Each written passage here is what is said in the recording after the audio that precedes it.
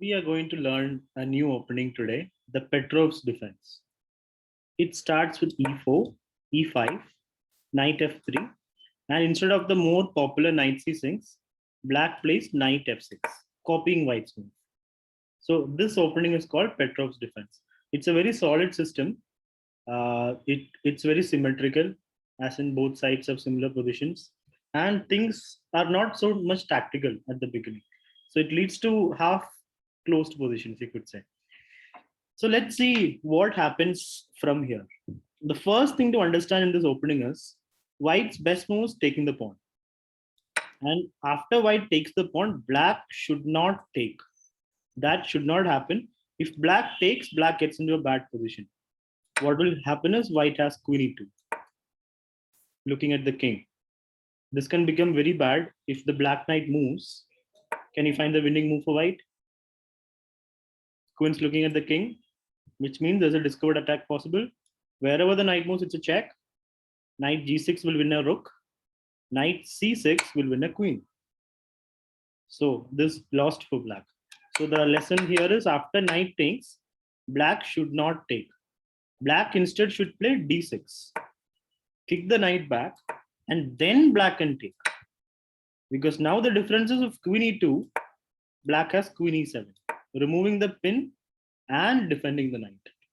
You have to understand after queen e2, you cannot play d5 or bishop f5 because the pin is still there.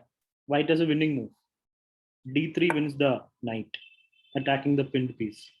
So that means queen e2, queen e7 is equal. So white usually goes d4 and the game goes on.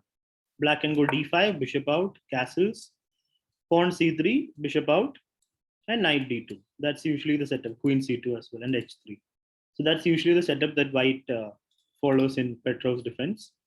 You can see it's not very tactical. It's a very solid system. It's a very drawish system also. Like there's a tendency for the games to end in a draw.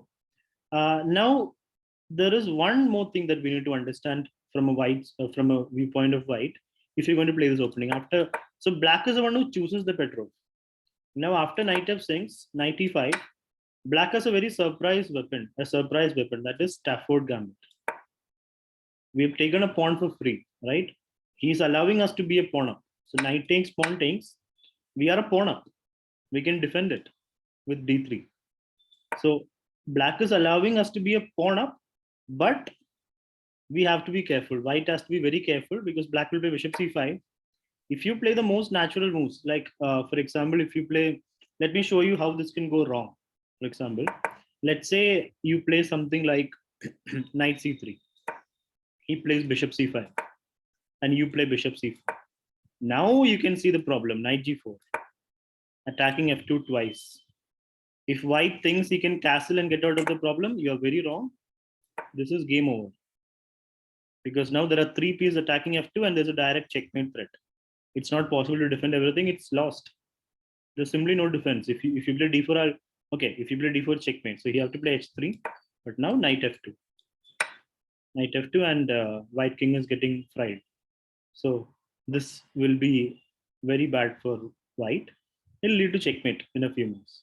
So that's how dangerous Stafford is. So this happens if you simply play regular moves like knight c3 after the Stafford. So that is why we got to play d3 to defend the pawn. And now after bishop c5, just bishop e2. We have to be a little bit solid if you want to deal with the Stafford properly. And now whenever possible, we play h3. For example, if black plays something like castles, or let's say what will black do here? Queen d4. Queen d4, we can just castle, I suppose. We can just castle. If he plays something like h5, if you castle, you might run into knight g4. This can be very attacking for us. So playing h3 is possible. You can just play h3. It's not that h3 will stop knight g4. For example, queen d4, castles. Black can still take it into an aggressive territory by playing knight g4. But this time you can take. Because takes. Queen will need two moves to come here. By the time we can have defense like g3 and then king g2 and rook h1. So queen e5, we can go king g2. And if queen h5, you can go rook h1. And we're fine. So Stafford is not a sound opening, according to most people. If white plays properly, you'll be fine. But if white is careless and not serious about the threats black is making, it can easily go wrong for white. So these are the things we need to understand in the Petrov's defense, just how to play it in a normal game and how to deal with the Stafford Gambit. So we will go into detail in Stafford Gambit in another video. For now, this is it.